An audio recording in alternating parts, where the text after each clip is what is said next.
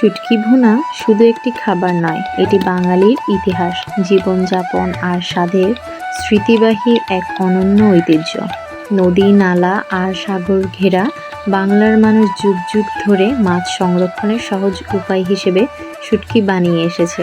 সেই শুটকি যখন সরিষার তেলে পেঁয়াজ, রসুন আর ঝাল মরিচে ভুনা হয়, তখন তা হয়ে ওঠে বাঙালির চিরচেনা ঘরের স্বাদ। গ্রাম বাংলায় বর্ষার দিনে বা অভাবের সময় শুটকি ভুনাই ছিল ভরসা। গরম ভাতের সঙ্গে এক চামচ শুটকি ভুনা, এই সাধারণ খাবারেই লুকিয়ে আছে পরিপূর্ণ তৃপ্তি। অনেক বাড়িতে অতিথি আপ্যায়ন থেকে শুরু করে নিত্যদিনের খাবারে শুটকি ভুনা ছিল সম্মানের জায়গায়।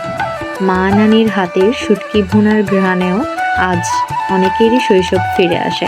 রান্নাঘরে ভুনার শব্দ, মরিচের ঝাঁঝ আর সরিষার তেলের গন্ধ মিলেমিশে যেন বাঙালির আত্মাকে ছুঁয়ে যায়। শুটকি ভুনা শুধু পেট ভরানোর খাবার নয়, এটি স্মৃতি, ঐতিহ্য আর বাঙালির অটুট ভালোবাসার প্রতীক। ধন্যবাদ।